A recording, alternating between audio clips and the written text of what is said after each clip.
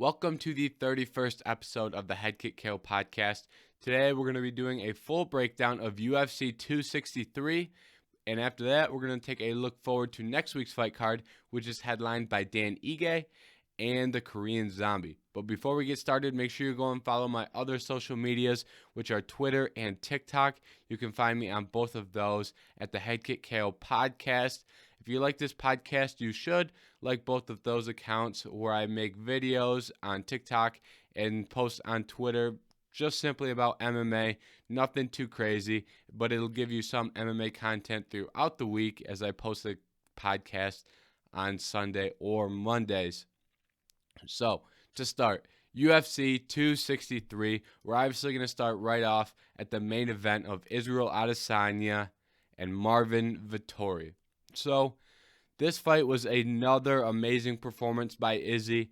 This is putting a string of many of these types of performances together at 185 pounds. Obviously, he saw a little setback against Jan at 205, but at 185, he has looked pretty unbeatable, and he proved that again this time around. And his strike, Izzy didn't land as much in terms of striking as he did in some of his previous fights. He didn't land as many, power shots, not as many head kicks. And I believe that's largely in part to Marvin's striking defense. He did much better than I thought he would in that category. But what impressed me most in this performance by Izzy was his defensive wrestling and some of his transitions on the ground.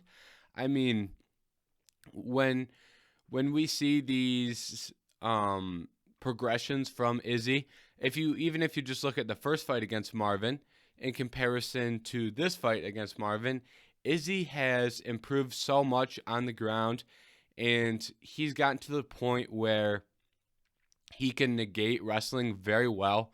And every time he was taken down in this fight, when he wasn't able to stop a takedown, he was able to get up or reverse positions very well, He was taken down early in the first round, and I was kind of worried because, coming in, there was a lot of talk about how Marvin, his big opportunity to win this fight would be on the ground.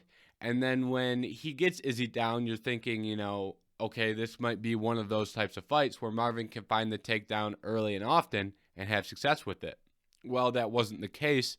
Izzy was able to get his back to the fence, and when Izzy gets to the fence, he is far harder to take down, and that is, unless you're Khabib, who's an excellent offensive wrestler off the fence, that defensive position up against the fence is much harder to get a takedown from there. We saw several times where Marvin had the hands locked, behind Izzy in that position, and he still wasn't able to get the takedown. And Izzy just stayed very composed in those situations when Marvin was pursuing takedowns, and when he was taken down, he was able to get back up, which is very impressive. And when it was on the feet, Izzy was obviously very dominant. I mean, Izzy is very difficult to beat because if you sit back and try and pick him apart at range, he's just going to pick you apart. He did that against Marvin, and he did that against Paulo, where he stayed on the outside and damaged that lead leg to where it really affects the fight in a way where very few guys can get a leg kick to affect the fight the way Izzy does. So he makes you scared of that leg kick from distance, but you can't really get inside and do work on the inside. Marvin didn't really attempt to go to the body, so maybe that played a part in it. I'm sure it did. But when Marvin was headhunting, Izzy has great head movement. There was one clip that was doing pretty good on Twitter. I'm sure you probably all saw it. I mean, Izzy, dodged about 6 or 7 strikes from Marvin in one exchange, and I think the only one that he got hit with was a soft jab.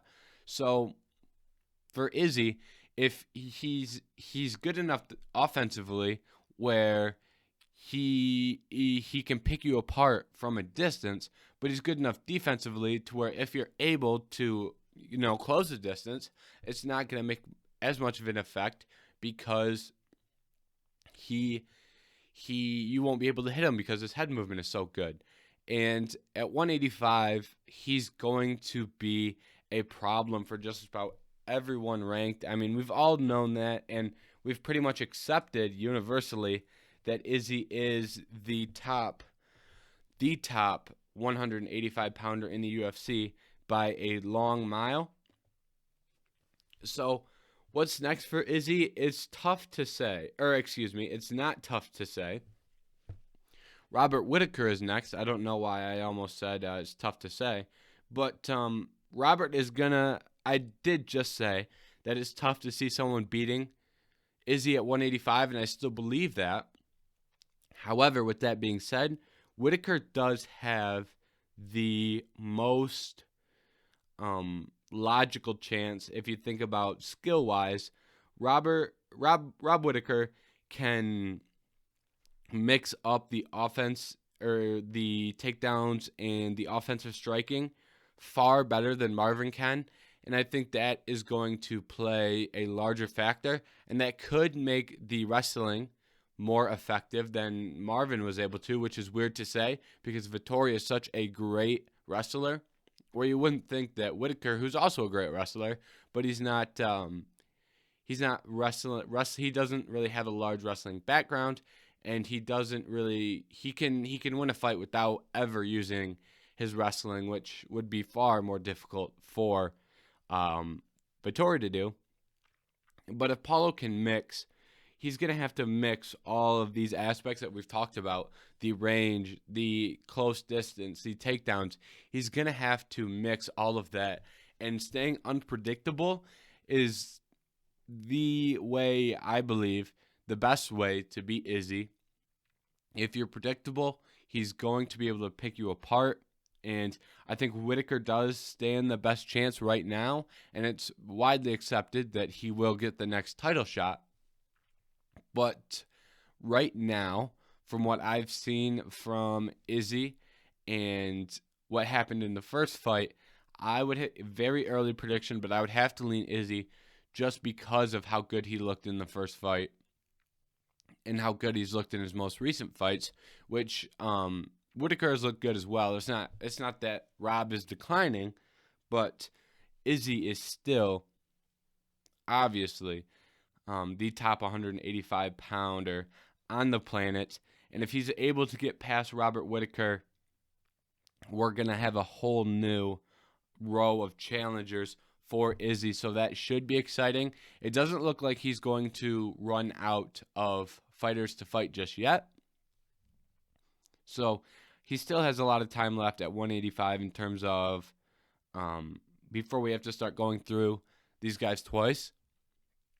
I mean, if you look at Usman, he's getting to the point where he's going to start having to go around twice to fight some of these welterweights. As of right now, Izzy's in a much better spot in terms of that. Right now it just seems like middleweight is more wide with title challengers. I don't want to say deeper. I don't want to say that 185 is a deeper division than 170 in terms of talent, but in terms of getting a title shot, I think, you have Darren Till at 7. I could see Till getting a title shot. You have Masvidal at 7, Magny at 8, Chiesa at 6. I could see Darren Till getting a title shot before any of those three. So that's kind of what I mean there. Same with Hermansson. If Hermansson can get a couple wins, Brunson has a good streak going here. So I wouldn't be surprised if some of these guys, Izzy has already fought Brunson, but, Cannonier.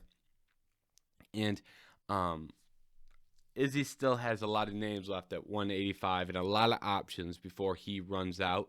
And, maybe he moves back up to 205, But for right now, we have Whittaker and we have some fights in place to where we can see another title challenger soon. So it looks like Izzy is trying to stay active, and that's good. And it looks like he won't run out of title challengers for him while he is staying active. And then in the co-main, we saw Brandon Moreno. Or you know what? Before we jump to the co-main, let's touch on Marvin Vettori, because Marvin, he's in a really interesting spot where, what are we going to see from Marvin next? What type of an attitude are we going to see? I mean, Izzy in his post-fight press conference said that Marvin thought he won that fight. I don't know how true that is. I'm going to assume he did say that, but we haven't heard Marvin say that, and I don't think Marvin has been able to rewatch the fight. Well, he probably has, but he wasn't able to rewatch the fight at that point. So, do we see Marvin in the future? Do we see him in a situation where he's hanging on to this loss thinking he won, even though it is very clear that he did not? Or do we see Marvin get back in terms of activity and stay disciplined and, not really hang his head on this loss here like he did seem to do, at least with the first Adesanya fight? And Vettori is still in a good position because, like I just said, there's a lot of guys in this 185-pound division that are in a position to challenge for a title. So that gives Vettori a whole list of contenders that he can fight to try and work his way back up to the title shot. Whether that is whether that's the loser of Jared Cannonier and Calvin Gastelum, whether it's the winner. If Gastelum lost, you wouldn't see Vettori versus Gastelum. But if Cannonier loses, you could see Cannonier versus Vettori. You have Derek Brunson versus Darren Till taking on maybe the winner of that fight. You have Jack Hermanson. We probably wouldn't see that rematch right away, but Jack Hermanson's name is still running around in this division. So we could see that fight again in the future, probably not the immediate future, but down the road. So there are still a lot of names for Vettori here that could be interesting matchups. Uriah Hall, a possibility. Hall is fighting Sean Strickland, So if Uriah Hall can go out there and get a win, if you're Vettori, Uriah Hall is probably a very good stylistic matchup, and you can take out a guy on a winning streak, even if his ranking isn't that high after the Sean Strickland fight. And that's obviously assuming Uriah Hall wins. But, the point I'm trying to make is all these, or you know what, before I get there, Paulo Costa, if Paulo and the UFC can agree on a price, we haven't heard anything more about that situation, but if Paulo Costa and the UFC can agree to terms financially, Paulo versus Marvin would be a very good fight, and it would give both those guys who are coming off losses to Adesanya, I think that would put either guy one win away. If you're Costa and say Costa beats Vettori and then, any other guy really, they can make their case for a rematch. Vettori might be a little bit tougher because he did lose twice, and he doesn't have an excuse as of yet. I think some people are believing in the excuse of Costa, as he said he was, drunk the night before. So that could play into a, rematch. And it's a lot more likely we see a rematch with Costa rather than a trilogy fight with Vettori. But, anyway that works out, Costa versus Vettori would make a lot of sense. And Vettori has a lot of options is the point I was trying to make there. And so that's just one last thing I wanted to throw in there before we moved in to the co-main event, which in the co-main event, we saw Brandon Moreno defeat Deiveson Figueiredo to become the UFC 125-pound champion and the first Mexican-born champion in the UFC. And before we even talk about this from a fight standpoint, just purely from an emotions, that was great to see. The emotion from Brandon Moreno in his post-fight press conference and immediately after the fight, that was amazing. Brandon Moreno is such a cool guy, and he is a true fan favorite where he's not disliked by very many people. Myself included, I love Brandon Moreno. He's a great dude, funny guy, and an inspiration to a lot of people. And even though I thought Deiveson Figueiredo was going to win this fight, regardless, Brandon Moreno still, is a fan favorite. And I think a lot of people shared that sentiment there, where they wanted Brandon Moreno to win and thought that Figueiredo was going to win. And that's not when I said that, I didn't say that as a knock on Moreno, rather a lifting up of Deiveson Figueiredo, because I thought he was that talented, and he is that talented. However, Brandon Moreno going in and defeating Deiveson Figueiredo in the way he did really boosted his stock in the eyes of many people in terms of his talent and ability. And he already had the fan support in terms of everything outside of the cage. And then he went in there in the cage, took on Deiveson, someone who many people believe to be such a high-level fighter in every aspect of the game, very balanced, and a very tough guy to beat on paper. And he was able to win on paper. He was able to win, he was able to win the fight, and his future looks bright. There's going to be a lot of challengers at 125 because we haven't seen that belt, truly defended multiple times in a long time. Obviously, Figueiredo started that, but that division did, the contenders had an opportunity to put some fights together because we obviously saw the Moreno and Figueiredo rematch. We saw the fight once, saw the rematch. Then they took a period of time off, deservedly so. But what that did, that was able to build up the contenders in this division a little bit.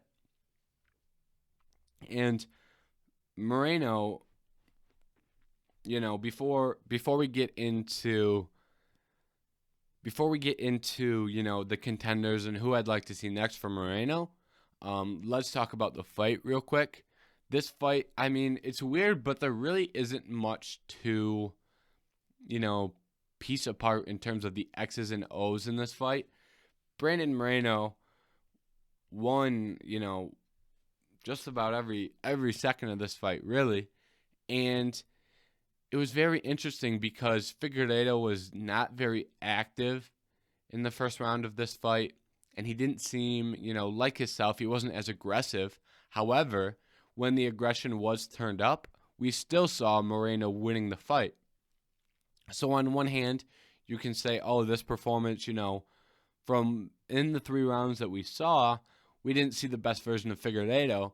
But when Figueiredo was having high points in that fight, in situations where it looked like he was going to be, in an advantageous position and was doing, and was performing more at his caliber, he still wasn't winning that fight. And that, to me, is what kind of sealed that. And I think that Moreno proved he is the better fighter, and he came in this time around with his wrestling on point, which I think is the largest factor at play here. Obviously, he won via rear naked choke, but I didn't think that he was going to be able to, out-wrestle. Well, there was always the chance that there was always the opportunity for Moreno to out-wrestle Figueiredo, but I didn't think he was going to out-grapple him because of how good Deiveson is at just jiu-jitsu in general. But he was able to do that, and he was able to defend, all the submission attempts from Deiveson, which was impressive because he is a high-level grappler, like I just said, and he stayed out of danger. And, it gets to a point in a fight where, sometimes we see fighters attack submissions, and you don't see another takedown because fighters are worried about getting submitted. But not with Moreno. There were situations where Figueiredo was going for a guillotine or a leg lock, or a heel hooks, but Moreno stayed true to his game plan and that paid off for him as he was eventually able to get into a good position, took his back, and he got the back early. He jumped the back in a very impressive fashion, and he had a lot of time to work. And I've got the card pulled up here, and the final count was 2 minutes and 26 seconds on that, and he had the back taken within the first 30 seconds of that round. So that just shows how methodical he was, and he never rushed anything. A lot of guys get in that position and they'll rush it, or they'll just, won't get a good grip on the rear naked choke, and they'll squeeze and tire themselves out, squeeze in the choke. Not Moreno. Stayed composed, hand-fought, threw punches, and was able to get that rear naked choke under the neck and eventually lock it up and get the finish. So we saw, I think composed is the best word for Moreno's, in terms of just his performance. He was very composed, and that helped him both in every situation of the fight. When Figueiredo was throwing massive bombs, we never saw Moreno, look worried. He wasn't getting caught, and he wasn't running. He was just, sometimes you'll see guys throw massive shots and the other person will start doing laps around the cage trying to avoid them. But Moreno, just dodged, blocked, stayed very composed on the feet. When he was getting put in I don't want to say bad positions, but Figueiredo was close to getting him in some really bad positions in terms of submission attempts. Moreno stayed composed, got out, and then when he was in his own advantageous position, he didn't rush that position, and he was able to get the win. And that is something that is very impressive, and I think that will help him throughout his whole career. And right now, speaking of Moreno's career, what is next for him? I lean towards the trilogy. I really do here, because it's not that this one's a tough one to try and determine who's next, because I think you have to give Davison the benefit of the doubt in terms of giving him a trilogy, because he did, so much for the company last year, fighting on a month's notice to headline 2 pay-per-views back-to-back. That was very helpful to the UFC, and I feel like they'll have to repay that favor. And then if you could match up, and you know what, even outside of that, Davison, I think, is still the second best flyweight on the planet. Askarov is still a very good fighter, and Alexandre Pantoja is still a really good fighter. But neither of them had tremendous neither of them really had, tremendous last performances. If you look at Askarov, his last performance was against Joseph Benavidez, and he did win that fight in a very dominant fashion.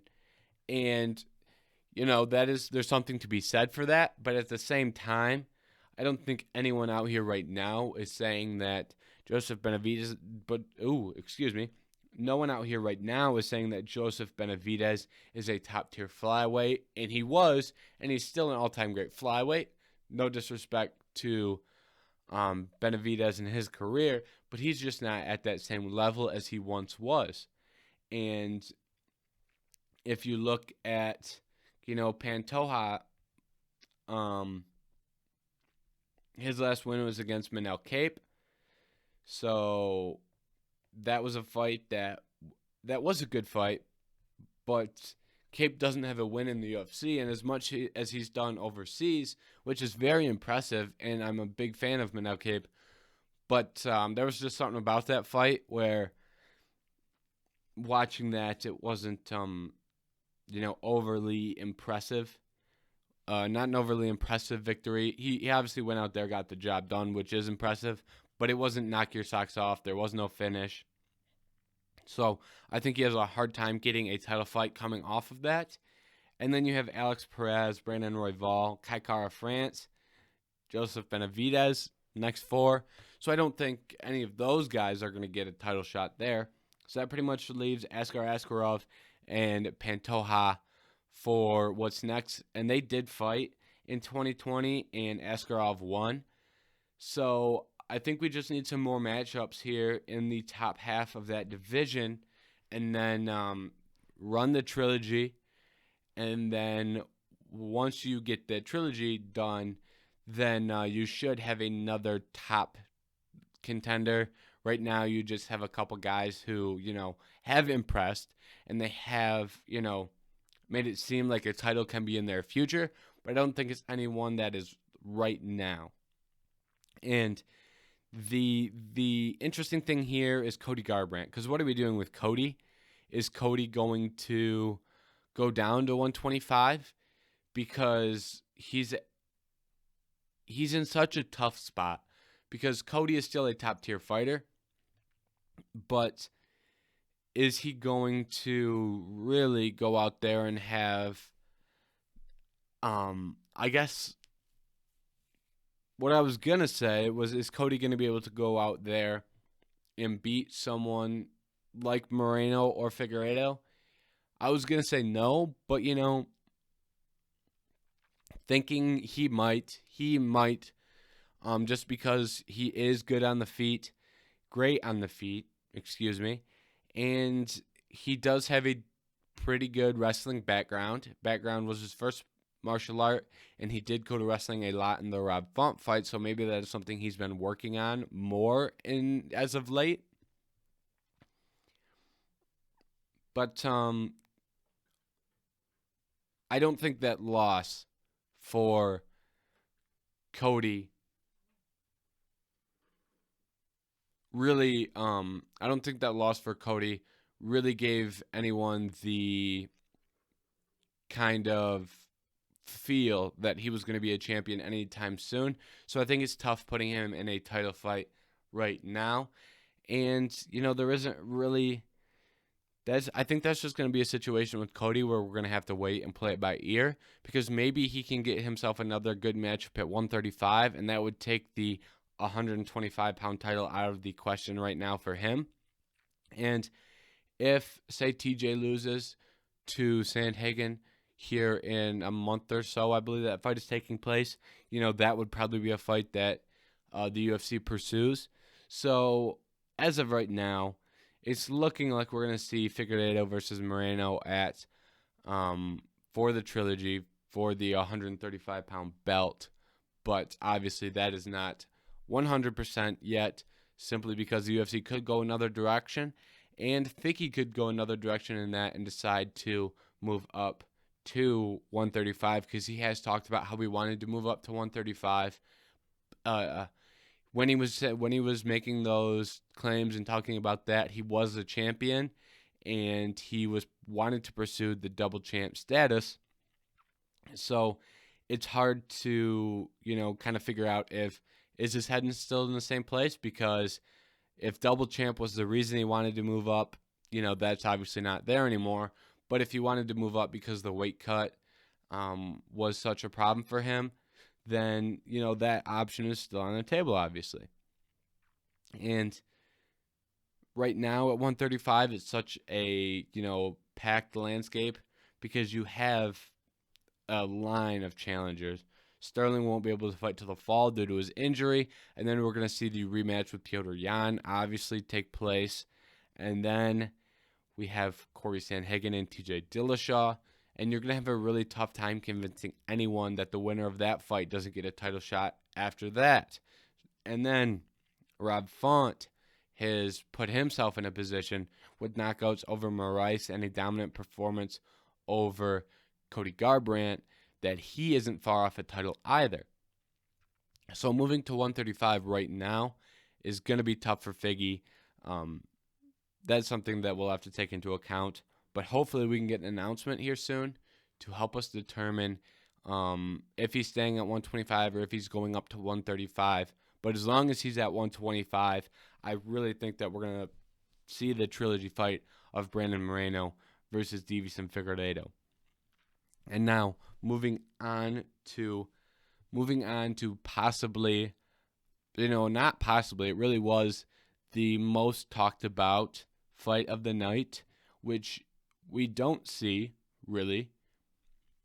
A fight three spots down from the main event, or 2 spots from the main event, being talked about more than any other fight, and that's Nate Diaz versus Leon Edwards. And the reason that fight is being talked about so much is because of Nate Diaz, and the reason that was a 5-round fight was because of Nate Diaz. And Leon got his hand raised in this, but in the court of public opinion, a lot of people are really, high on Nate and low on Leon. And that has nothing to do, well, it has a little bit to do with what happened in the fight, but in terms of, who performed better. But Nate was able to go in there and act like Nate, and he made that fight a Diaz fight. And when the Diaz brothers go in there and fight, and you get the sense that it's a Diaz fight, they win in the media. And that is just something that Leon's going to have to deal with. And in a lot of situations, you have to absolutely dominate the Diaz brothers for them to lose in the court of public opinion. And it's unfortunate for Leon because he did win 4 rounds, and he did walk out of there with a 49-46 victory. And he did have some great moments in that fight. He landed some big shots on Nate. He was kicking the leg very well of Nate, but he wasn't able to get the finish, and I think that was the problem. And obviously finishing Nate Diaz isn't easy, but you didn't get the sense that he was looking for a finish either. It's not like, he's chasing Nate around and he landed, it's not like he had Nate. It's not like he had Nate in too compromised a position. He didn't get any knockdowns, and, he was going for takedowns, and I think that was something that frustrated people. Obviously there's people who don't like wrestling and watching wrestling, but when you watch someone have success on the feet, as Leon was having, and then you take your opponent down, I get you're trying to mix it up, and I get what you're trying to do, but many people that look at that, and they're like, what are you doing? Because you're winning on the feet, and there was really no sense that that was going to change. And that frustrated people that Leon was doing that, and that he wasn't searching for the finish. However, in hindsight, despite how much people didn't like that, Leon was probably right in that, because you didn't get the sense that fight was going to change and Nate was going to be able to turn it up and start striking very efficiently. But that did happen. With 1 minute left in the fight, Leon, gets rocked. Nate lands that big shot on him, and he's almost able to get the finish in the last minute of that fight. And that is what made that minute so entertaining, where you get that sense that after 24 minutes of losing and no sense that Nate was going to turn it up, you got that, it happened. No one expects that to happen right there, and then it happens, and it shows that Leon's game plan wasn't as bad as many people were saying it was, and, that kind of lets him off the hook in a weird way, where if that last minute doesn't happen, and that 25th minute of that fight is the same as the first 24, and we're sitting here talking about how Leon didn't put his foot on the gas pedal enough, but by that last minute happening in such a strange way, it proves that if Leon, really went too far and exposed himself, Nate could take advantage of that, which he did in the last minute. And, taking Leon completely out of it, really, that last minute was the most, very possibly, the most entertaining minute of fighting in the history of the UFC. I mean, we were seeing something happening that was, like I said, Did not expect that to happen one bit. You see Nate land the big hand, the big left hand, and you see Leon wobbled. You can see it in his face. You can see it in his legs. And then Nate taunts him. And then you're like, oh my goodness. Nate might pull this off, which would have been one of the largest upsets in UFC history in terms of if you're just looking at big star power fights that many people were watching. Obviously, there's undercard fights with someone who's a plus 1,000 dog who ends up winning. I'm not talking about betting lines. I'm talking about just public opinion. Nobody really thought Nate was going to win, and so many people were watching that fight. And for him to, it would have been a massive upset. And not only would it have been a massive upset, it would have been a massive comeback. And that comeback rivals probably only Chael and Anderson in terms of best comeback of all time. Some people would say it was better. Some people would say it was worse. But parlaying that into how big of an underdog Nate was, Anderson was the favorite in that fight, and we saw a last-second comeback submission. Nate being Anderson was the favorite, and Nate being a massive underdog, making a massive comeback, being a massive star, and that everything going through your mind in that last minute was electric and truly special to watch. My adrenaline was pumping. I don't think if you were watching that fight and your adrenaline wasn't pumping, you probably either don't like fighting, don't watch fighting, don't know who Nate Diaz is, or you should go see a doctor. If you were a UFC fan who didn't have your adrenaline pumping in that last minute, go see a doctor because something's wrong. And Nate obviously wasn't able to get that finish in the last minute, but that doesn't take away from how special that moment was, because what that moment did was it kept Nate's stock high. Nate is able to lose and keep his stock high based off things which are usually outside of fighting. He's done it before in terms of, just his likable personality that really appeals to the public audience and the casual audience. We had that in this fight, and then that almost comeback, has people sold on Nate still being a good, high-quality fighter. It happened as well in the Masvidal fight with that cut happening. That fight, going into the fourth round, there was a sense that Nate could get finished. That cut bails him out, and Nate's still a superstar because he wanted to keep fighting with the cut. When he was drenched in blood, giving the middle fingers, landing shots, people love seeing that. And that was originated off him doing that and also beating Conor McGregor. And getting into the rematch being one of the best fights of all time, and the first fight being possibly the best upset of all time. So Nate is able to use all those things to stay a star, and whichever fight Nate fights in next, it's going to be the same.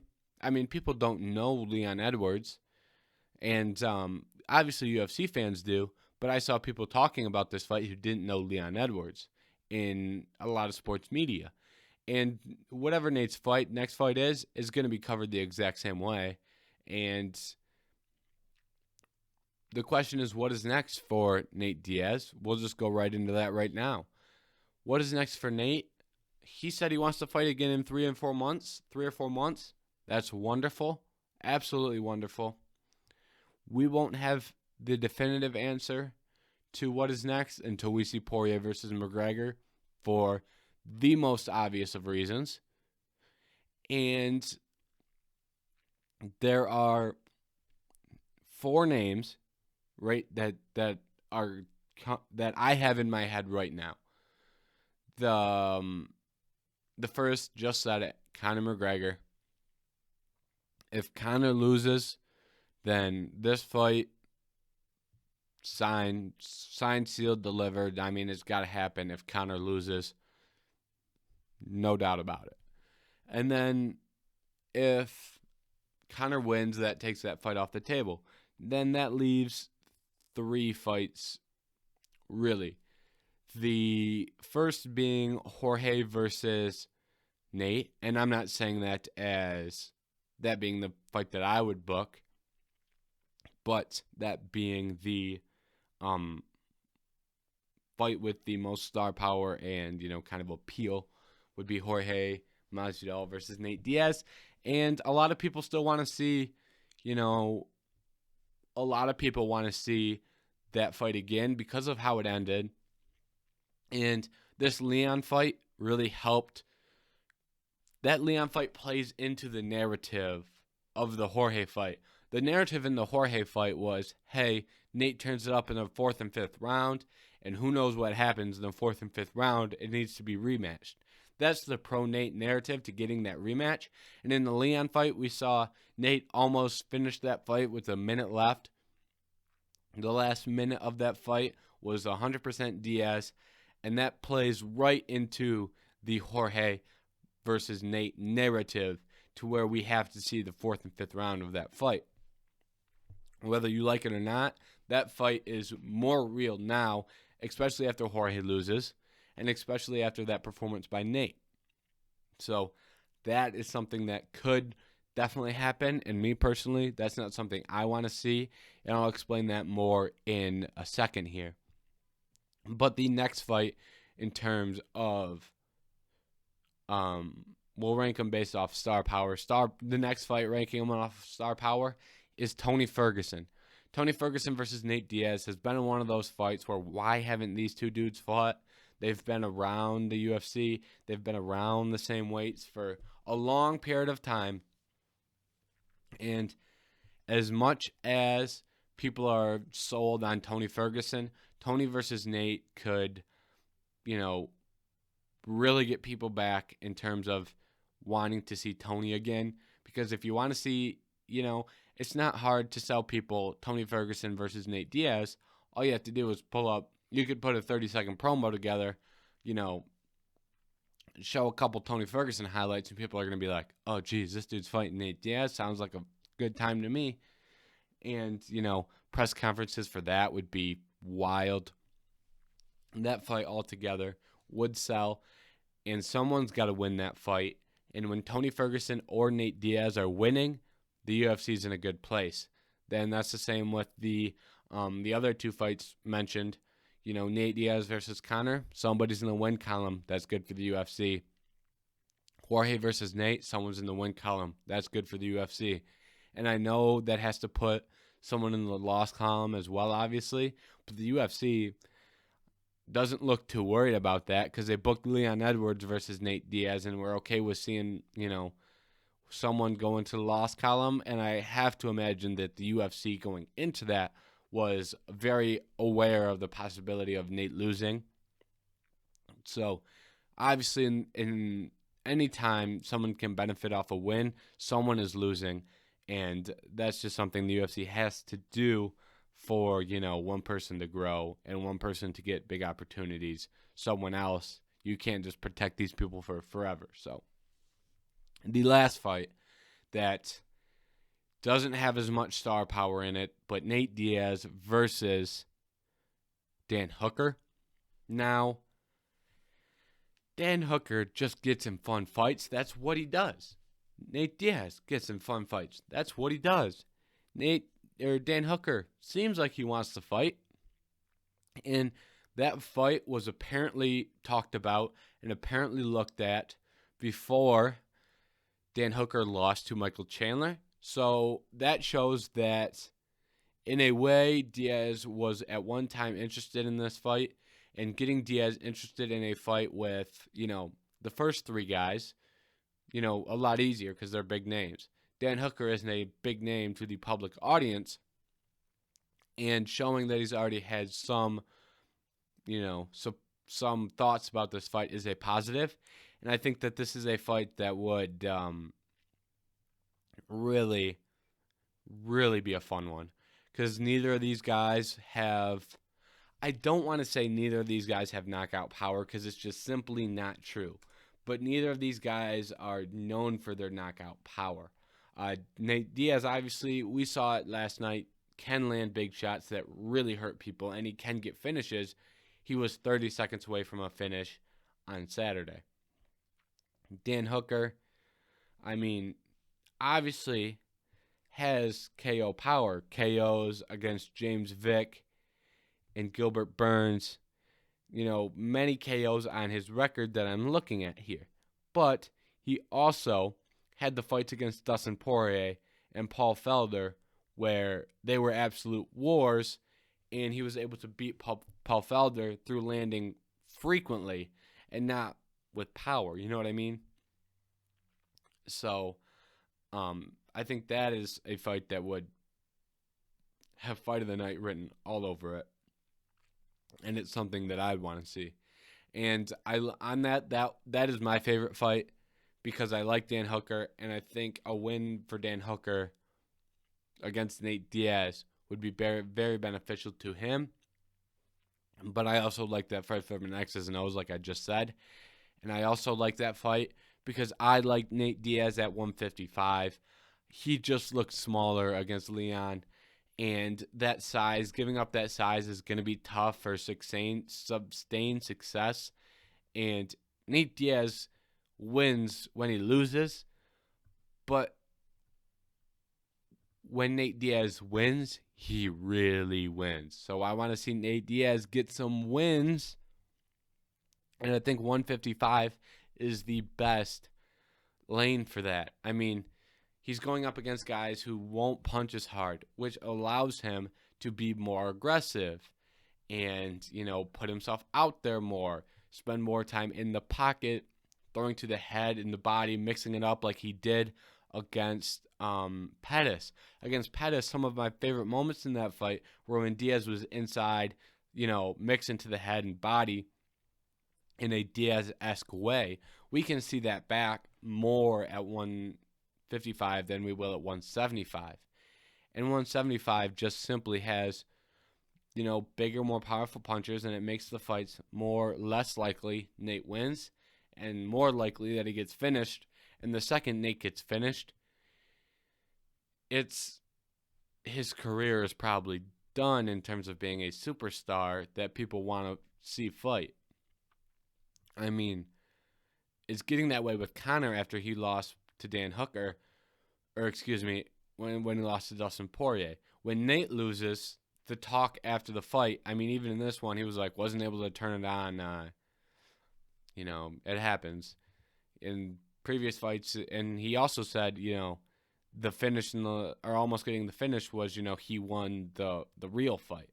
But if he gets finished, he can't make those claims. That ends all of that talk. So that's why I want to see him at 155. And I think Tony and I think Conor and I think Dan Hooker are all really good options for that. And there's other guys too, obviously, that would play into that as well. But for right now, those are the guys that really, really interest me. And if he wants to stay at 170, I think, you can open that book to some more names and not getting, having moments against Leon Edwards really, really gives him an opportunity to get some guys at 170. So those we really went on. We also need to touch on, almost forgot, what's next for Leon Edwards. Leon Edwards isn't in a great spot right now in terms of getting a title shot. It's looking like it's going to go to Colby. And the talk going into this was if Leon wins, he gets the title shot after Colby. And so that was kind of tentative because obviously things changed in MMA really quick. Now the problem is Leon didn't do or say anything that would make that change happen. If Colby was truly the next guy, what did Leon do to make you go, oh, wow, he deserves that title shot? Usually, that is done via a finish. And I think in recent memory, the only person who's been able to do that after a decision was Max versus... Actually, there's two. Max versus Qatar, where people were like, oh, yeah, Max has got to get that title shot. But I guess he was already, he was borderline next in line. But the win over Qatar really put him a mile ahead for the title shot. He didn't get it, but it sounds like he didn't want it. And then Whittaker versus Gastelum. Everyone thought he was next in line. And that fight that he had against Gastelum where he got the decision, really put him next in line.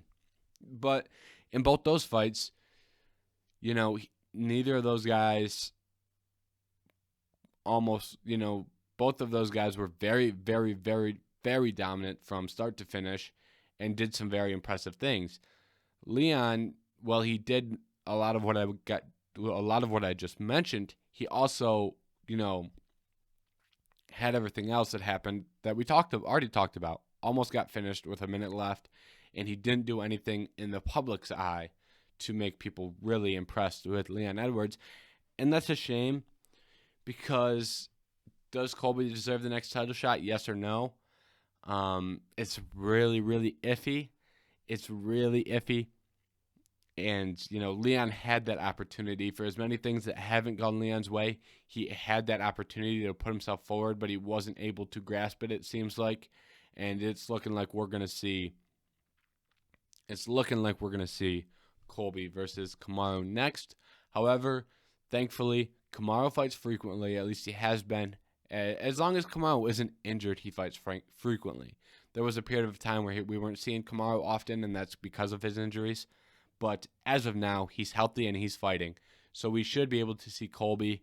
And then after that, we have Leon versus Wonder Boy pretty much for who's next. And Wonder Boy is going to have an opportunity to jump Leon. If Wonder Boy can finish Gilbert Burns, he's probably going to get that next title shot. So that's something that, this isn't going to be the last time we're talking about Leon Edwards getting or not getting a title shot. And it's going to be interesting. It's going to be real interesting. And we're going to have this discussion again probably in a month when Wonder Boy and Gilbert Burns fight. We're going to be really, really having this discussion. And it's going to be a fun one. Now, we're already deep into this. We're 53 minutes in, but we got stuff to talk about here. Damian Maia versus Belal Muhammad. Belal Muhammad was very impressive in this fight. He denied takedowns of Damian Maia, and he outstruck Maia. The first of those two being obviously the far more impressive one, defending the takedowns. But Belal Muhammad got a very good win here, and he has put himself in an interesting position at 170 because he's going to be moving up in those rankings. I think Jeff Neal makes sense for what's next for Belal Muhammad. For Damian Maia, I thought we were going to see a retirement. I thought we were going to see the gloves placed on the cage in front of a live audience for Damian Maia. However, it doesn't look like that's going to happen, and it also doesn't look like Damian Maia is going to fight in the UFC again. This was talked about as being his retirement fight from what I heard, and then the overwhelming consensus was, hey, if he wins, he's not done. But then he didn't win, and then, he didn't lay his gloves down. So I don't know why that happened, but Dana seemed like, hey, his time in the UFC is done is kind of what it seemed like. So, Damian Maia versus Belal Muhammad. Great fight, good fight, fun fight to watch. Now, we're going to have to look out what is next for Damian Maia because that could have been the last time we saw him in the octagon. The next fight on the card was Paul Craig versus Jamal Hill. Jamal Hill is one tough man, and Paul Craig is one great grappler. those are the two things I learned from that fight. Well, I guess everyone already knew Paul Craig was a great grappler, but he went out there and proved it again. And he obviously, it was great to see. It was great to see that Jamal's elbow was not, broken, or his arm wasn't broken, and it was just some dislocations. And I was very glad to see these two guys kind of make up, and it seems like they're cool with each other. I've seen some posts from Jamal Hill where, they were hanging out and they kind of got over their differences, and that was good to see. Paul Craig has put himself right back in the talks at 205. Knowing how they treat Paul Craig, they'll probably give Paul Craig, someone around the 10th spot in terms of rankings. Jamal Hill isn't going to slide too far here. While he was submitted and he did lose, he got submitted by the best grappler in that division. So it's like, it happens. I mean, what can you say? It happens. He didn't get submitted by Ovin St. Preux. He did get submitted by Paul Craig. Like I said, it happened. But this isn't like, oh my God, Jamal Hill, can't defend a takedown, or Jamal Hill has glaring weaknesses. He just got out-grappled once by a tremendous grappler. So Jamal Hill is not done. He has a bright future in the UFC, and he'll probably get someone just outside that top 15.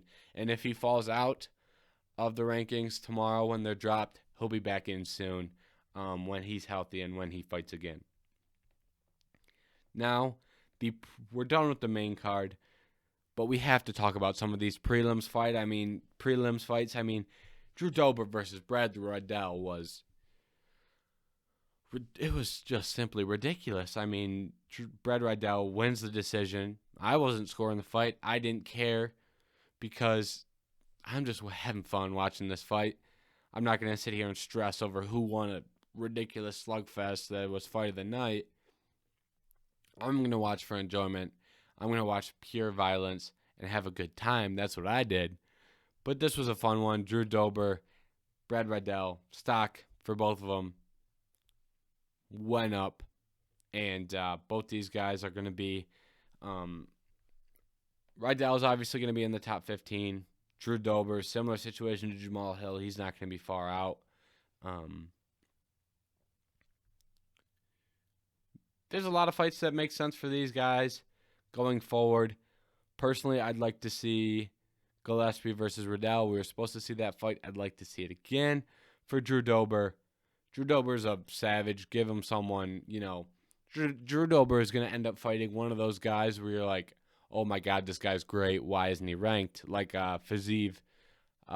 That's probably someone that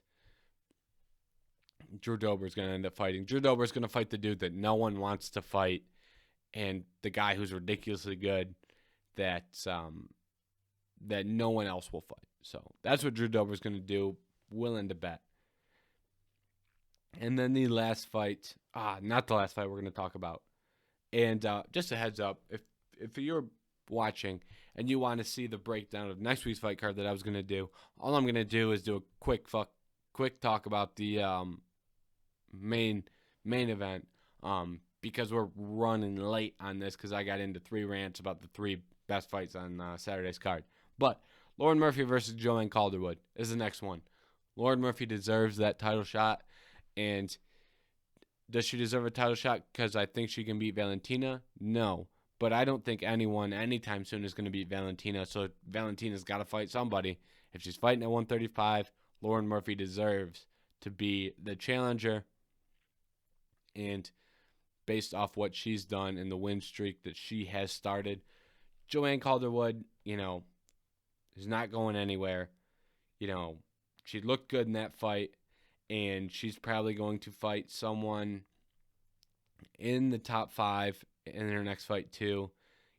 Maybe Joanne Calderwood versus Vivian Arjuno is actually the fight I'd like to see next. I think that'd be a fun fight, and it's going to get one of those girls closer to the title. That's what I want to see next.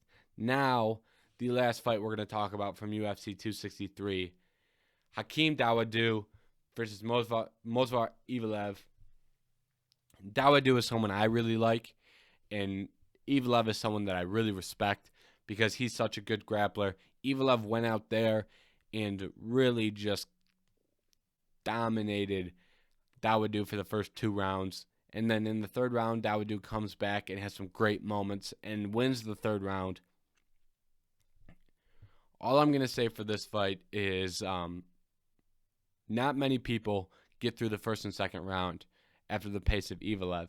That is just based off Evelev's talent. He finishes most guys in either the first or second round. Most of those guys either get submitted, get a TKO, get TKO'd via ground and pound, or they just flat out quit. And Dawodu didn't do that. And going into the third round, he wasn't tired somehow. Well, I'm sure he was tired, but he wasn't compromised based off how tired he was. And he went out there and he won the third round.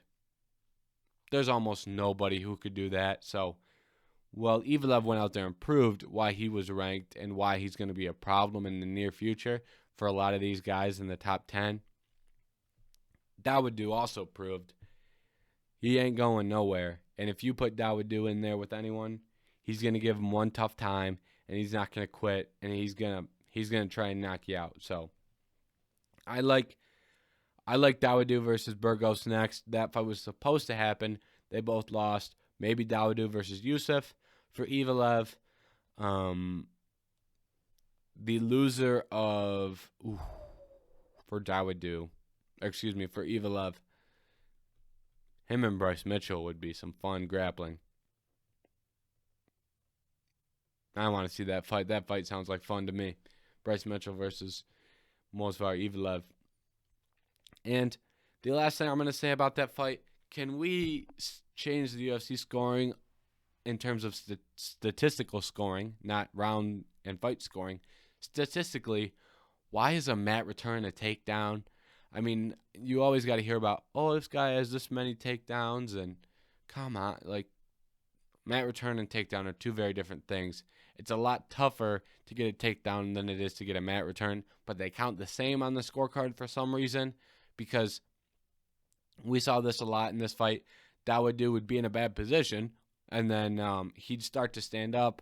Movsar would lock his hands, Dawodu was on his way up, and then obviously he's going to get a mat return there. I mean, we're acting like this is, we're acting like we're getting 30 takedowns a fight, when in reality we're getting 5 takedowns and 25 mat returns. It's like mat returns and takedowns are two very different things. Takedowns are far more impressive. Well, you do need mat returns. I'm not knocking mat returns, but there's a reason that in wrestling, the mat return isn't scored as a takedown. Because you could just, guy gets 1-2, try to stand up, boom, mat return. That's a drill in wrestling practice rooms. Stand up, bottom guy stands up, other guy, mat return. It's a drill, and while it's not particularly, I guess, it's not even like, it's not like it's, I guess it's, I'm sure, it's hard to do in a fight, but if you give me someone who's, hey, this guy has the best takedowns in the world and this guy has the best mat returns in the world, I'm going to take the dude that has the best takedowns in the world. So just a pet peeve of mine that was really getting me frustrated, and I kind of wanted to say that. And like I said, we're running late. This episode is long, and no one wants to listen to something so long, so we're only going to talk about one fight: Korean Zombie versus Dan Ige in Saturday's main event. Now, this is going to be a fun fight. That's the only thing I'm willing to guarantee. I guarantee you this will be a fun fight, because Dan Ige doesn't get in boring fights. Korean Zombie doesn't get in boring fights, so my money is on it's not being a boring fight. Now, Dan Ige has a chance to get himself in prime position here. This is a great opportunity that we haven't seen someone have in a long time. For a long time at 145, it has always been the top guys, and those guys being Volkanovski, Max Holloway, Brian Ortega, Yair Rodriguez, Zabit, and Korean Zombie. Those 6 guys have always been in a position where it's like, hey, these are the guys, and there's everyone else. And for that period of time, it's just been matchups along those top 6 guys that I've talked about those 6 guys as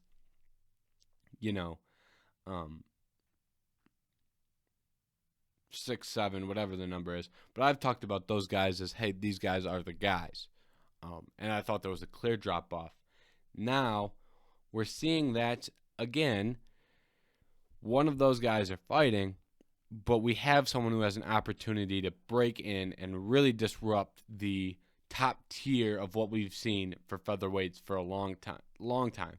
So Dan Ige has himself an opportunity to really make this division even more interesting than it is, and he has a good chance to win this fight, and it's going to be a fun fight. I lean Ige just because of, as of late, he's been the more active guy. He's been the better fighter.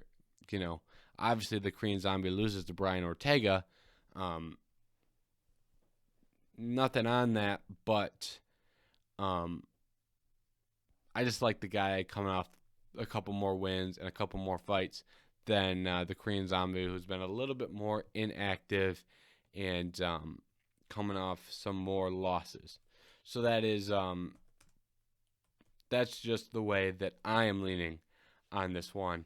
And that being the last note here, that was just the last thing I wanted to talk about before we got out of here. And thank you for watching. Thank you for watching the 31st episode of the Head Kick KO podcast. I hope you enjoyed it. I hope you watched UFC 263, and I hope you had a good time watching that. And if you enjoyed this episode, you're going to want to come back for the next one. We'll have the next one after Dan Ige and the Korean Zombie. We'll talk about that fight card. There should be some breaking news to talk about because we didn't have any this week. Nothing notable. So I'm assuming the press is probably just all... I'm thinking my prediction is that it's going to be backed up because last week was such a, kind of a bad week to drop news when you have UFC 263. So I'm thinking this week we're going to see some news droppings. That's usually what happens when we don't see a lot one week. Usually the next week will be like, oh my goodness, what's going on? So there should be some news to talk about. And then after that, we will discuss the next fight card, which is Ciryl Gane versus Alexander Volkov.